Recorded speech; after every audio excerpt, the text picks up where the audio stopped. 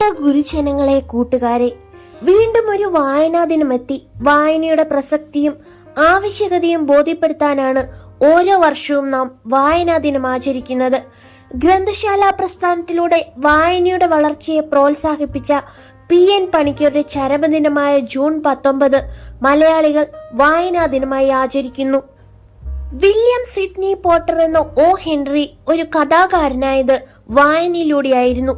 അമേരിക്കയിലെ ഒരു ബാങ്കിൽ ക്യാഷറായിരുന്ന ഹെൻറി ഡ്യൂട്ടി സമയത്ത് ആരോ കാണിച്ച നെറുകേടിനാൽ കുറ്റക്കാരനായി 5 വർഷത്തേക്ക് ജയിലിൽ അടയ്ക്കപ്പെട്ടു. നിരാശനായെങ്കിലും തന്റെ ജീവിതം തള്ളി നീക്കാൻ വായനയെ ശരണം പ്രാപിച്ചു. ബൈബിളിൽ തുടങ്ങി മറ്റു പുസ്തകങ്ങളിലൂടെ വായിച്ചു വളർന്ന ഹെൻറി ചിന്തിച്ചു, എന്തേ എനിക്കും കഥകൾ എഴുതിക്കൂടാ. താൻ ജയിലിലാണ് എന്ന കാര്യം മകൾ അറിയാതിരിക്കാനായി തൂലികാ നാമം ഹെൻറി എന്നാക്കി. ഹെൻറി എന്ന ജയിലറാണ് അദ്ദേഹത്തിന് ബുക്കുകൾ നൽകിയതും എഴുതിയത് പ്രസിദ്ധീകരിക്കാൻ സഹായിച്ചതും. അതിനാൽ അദ്ദേഹത്തിന്റെ പേര് തൂലികാ നാമമായി ഏറ്റെടുത്തു. 5 വർഷത്തെ ജയിൽ ജീവിതം അവസാനിക്കുമ്പോഴേക്കും തന്റെ വായനയുടെ ഫലമായി പ്രശസ്തനായ ഒരു എഴുത്തുകാരനായി ഹെൻറി മാറിയിരുന്നു. നമുക്ക് അറിവും അറിയിപ്പും ആനന്ദവും തരുന്ന മഹത്തായ ഒരു ശീലമാണ് വായന. വായനയ്ക്ക് താല്പര്യമാണ് ആദ്യം വേണ്ടത്. വായന കൊണ്ടുണ്ടാകുന്ന നേട്ടങ്ങൾ അറിഞ്ഞാൽ വായനയെ നാം കൈവിടില്ല. വായന മനുഷ്യർക്ക് മാത്രം സാധ്യമാകുന്ന ഒരു കഴിവാണ്. അറിവ് നേടുന്നതിനുള്ള പ്രധാന മാർഗമാണ് വായന.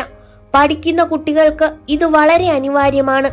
ഒരു വ്യക്തിയുടെയും അവന്റെ സമൂഹത്തിന്റെയും വളർച്ചയ്ക്ക് വായന ഒരു സമ്പൂർണ്ണ ഘടകമായതിനാൽ ദിവസവും 1 മണിക്കൂറെങ്കിലും വായിക്കണം. അതിലൂടെ ബുദ്ധിപരവും യുക്തിപരവുമായ വളർച്ചയ്ക്കും ചിന്താശക്തിക്കും അപഗ്രഥന ശേഷിക്കും വികസനമുണ്ടാകും. പുസ്തകങ്ങൾ വായിക്കുന്നതിലൂടെ വ്യത്യസ്ത വിഷയങ്ങളിലുള്ള നിങ്ങളുടെ അറിവ് കൂടാതെ സർഗാത്മകത ചിന്തയും വർദ്ധിക്കുന്നു. വായനയിലൂടെ നിങ്ങൾക്കൊരു ഭാഷയും കലാ സാംസ്കാരിക പൈതൃകങ്ങളും പുതിയ ചിന്താശകലങ്ങളെ അടുത്തറിയാനും മനസ്സിലാക്കാനുമാകും. വായിക്കുമ്പോൾ അടിവരയിട്ട് വായിക്കാം. ഇങ്ങനെ രേഖപ്പെടുത്തുന്നത് മൂലം പ്രധാന ഭാഗങ്ങൾ ഓർമ്മിച്ചെടുക്കാൻ സാധിക്കും.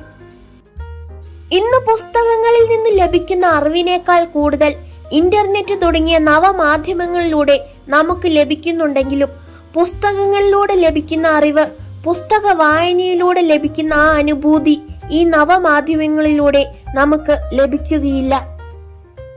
അതിനാൽ പുസ്തകങ്ങളെ നെഞ്ചോട് ചേർത്ത് വെക്കാനും അധ്യാപകരുടെയും രക്ഷിതാക്കളുടെയും സഹായത്തോടെ നല്ല പുസ്തകങ്ങൾ തിരഞ്ഞെടുത്ത് വായന ശീലമാക്കാനും ഇന്നു തന്നെ പ്രതിജ്ഞ ചെയ്യാം. അതിന് ഏറ്റവും നല്ല ദിനം ഇന്നു തന്നെയാണ്. എല്ലാവർക്കും എന്റെ വായനാ ദിന ആശംസകൾ.